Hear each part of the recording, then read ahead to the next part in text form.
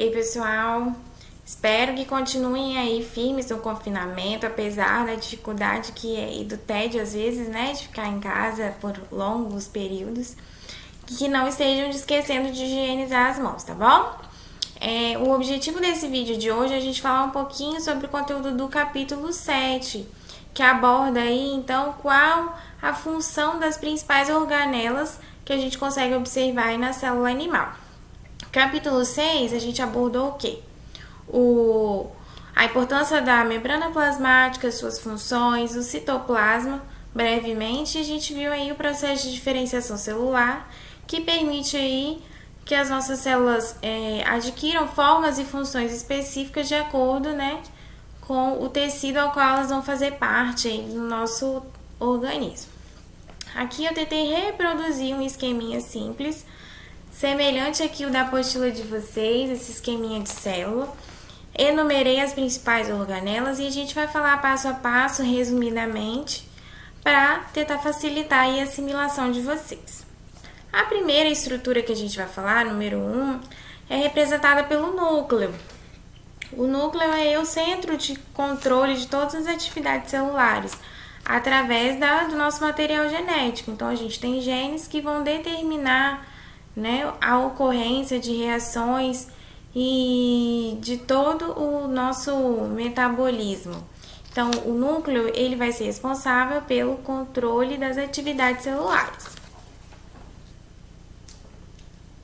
A estrutura número 2, que eu representei com aquelas bolinhas pretinhas, é uma forma de representação dos ribossomos. Ribossomos são organelas membranosas e elas podem aparecer soltas no citoplasma ou aderidas ao retículo endoplasmático. Quando elas estão soltas, né, no citoplasma da célula, eles têm a função principal e muito importante de síntese de proteínas. Então, ribossomos têm a finalidade de síntese proteica. O retículo endoplasmático rugoso ou granular, que é a estrutura aqui representada pelo número 3, eu fiz essas membraninhas com os pontinhos pretos que são os ribossomos. Tendo ribossomo aderido, a gente lembra, ribossomo, a principal função do ribossomo é síntese proteica. Então, do retículo endoplasmático rugoso ou granular, também a principal função dessa organela vai ser a síntese proteica, da mesma forma. Organela número 4, representada por essas membranas vermelhinhas. A gente falou do retículo endoplasmático rugoso, agora a gente está falando do retículo endoplasmático liso, ou seja, não tem ribossomos aderidos. Ele também vai sintetizar substâncias, porém, ao contrário do retículo endoplasmático rugoso, que como tem ribossomos aderidos, sintetiza proteínas, o retículo endoplasmático liso vai sintetizar uma outra classe de substâncias, no caso os lipídios, né, popularmente conhecidos como gorduras. Também o retículo endoplasmático liso ou agranular, ele também tem a finalidade de degradação de algumas substâncias que entram aí no nosso organismo, substâncias nocivas, como por exemplo o álcool e alguns tipos de medicamentos. Então, o retículo endoplasmático liso, ele vai ter essas duas finalidades, de síntese de lipídios e degradação de substâncias como álcool e medicamentos. Organela número 5 aqui, eu representei uma só, obviamente nossas células têm várias. É uma organela que o nosso capítulo 7 não aborda, mas essa organela tem a finalidade de respiração celular aeróbica. Então, é no interior dessa organela tão importante para a célula animal que ocorre o processo de respiração celular, ou seja, a queima da glicose na presença de oxigênio para gerar energia efetivamente para a célula. Então, a gente adquire, né, essa glicose através da alimentação e ela vai ser aí degradada e convertida em energia no interior dessa organela tão importante que é a mitocôndria. Mas coloquei até um asterisco aqui. A gente vai ver isso com maior riqueza de detalhes no capítulo 8. A organela número 6, essas bolinhas vermelhinhas aqui que eu representei são vesículas membranosas, que são chamadas de lisossomos. Os lisossomos, eles têm a função principal de digestão intracelular. São organelas ricas em enzimas digestivas e elas vão digerir, degradar substâncias que tenham entrado na nossa célula e que não sejam de interesse para a nossa célula. Então, elas realizam a digestão intracelular. Vale lembrar que quando uma substância entra na nossa célula, ou ela é englobada pela nossa célula através do processo de fagocitose, que inclusive é descrito no capítulo 7, essa substância é englobada. Se for uma substância sólida, é por fagocitose. Se for uma substância líquida, é por pinocitose. Essa substância fica no interior de uma vesícula especial, fagossomo, normalmente chamado, e depois as enzimas, o lisossomo ele vai acoplar nesse fagossomo e essas enzimas vão ser liberadas para a digestão intracelular desse material, caso ele não seja aí, passível de ser aproveitado pela nossa célula. A organela número 7, que é essa azulzinha, representa aí o complexo de Golgi, ou o complexo golgiense, também chamado. Costuma-se dizer, é um complexo aí de membraninhas, como a gente pode ver, empilhadinhas, e a partir dessas membranas são formadas vesículas.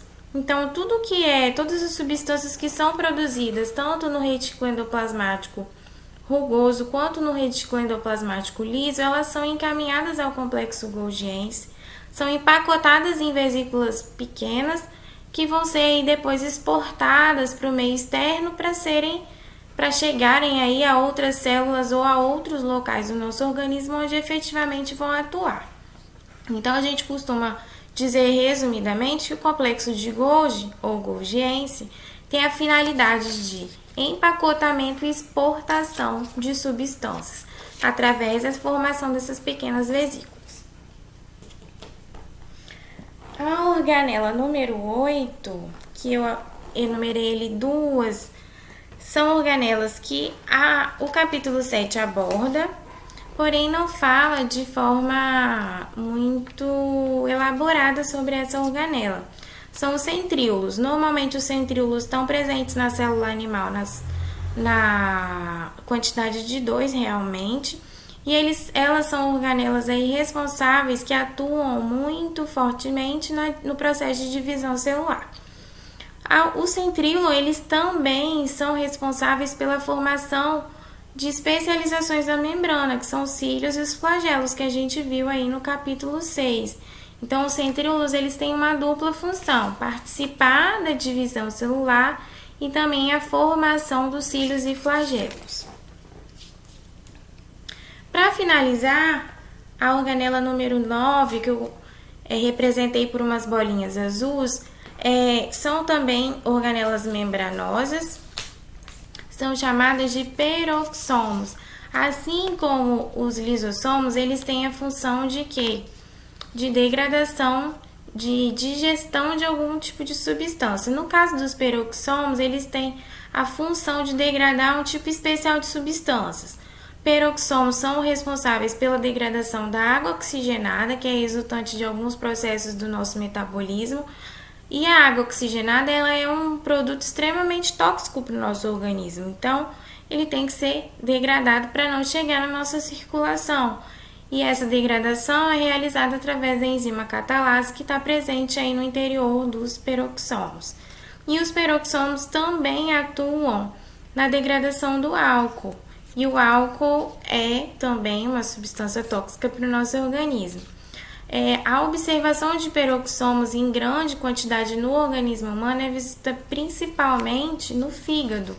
Então, por isso que quando às vezes a gente ingere bebida alcoólica em excesso, nosso fígado reclama. Popularmente se diz, ou a gente tem que tomar alguma substância aí, algum remédio específico para o fígado, porque os peroxomos não dão conta de degradar toda essa toxidez, dessa substância no nosso organismo. Então, peroxomos têm a função de degradar substâncias, em especial água oxigenada e álcool. Para finalizar, a apostila de vocês ela vem trazendo aí sobre o citoesqueleto. Eu já falei um pouquinho do citoesqueleto no capítulo 6, que o citoesqueleto aí é um dos componentes do citoplasma, certo? O citoplasma é formado pelo citossol e pelo citoesqueleto. Citossol é a parte líquida meio gelatinosa e o citoesqueleto é formado por microtúbulos, microfilamentos e filamentos intermediários de proteínas. Esses microtúbulos, microfilamentos e filamentos intermediários, eles vão manter a forma da célula, vão fixar as organelas citoplasmáticas nos devidos locais e, no caso dos microtúbulos, eles também auxiliam aí no transporte, no deslocamento dessas vesículas que são produzidas lá no complexo de Golgi, para que essas vesículas cheguem até a membrana plasmática para serem exportadas. Os microtúbulos são formados por um tipo de proteína que é chamada de tubulina. Os microfilamentos são formados por microfilamentos da proteína actina e os filamentos intermediários eles são formados por um terceiro tipo de proteína, que é a queratina, que é uma proteína que também está presente na composição aí dos nossos cabelos, unhas e até mesmo da nossa pele. Espero que através desse breve resumo aí eu consiga ajudar um pouquinho vocês, apesar de ser uma forma improvisada aí, mas espero que seja uma forma mais dinâmica e mais facilitadora aí para vocês. Muito obrigada, até a próxima, tá bom?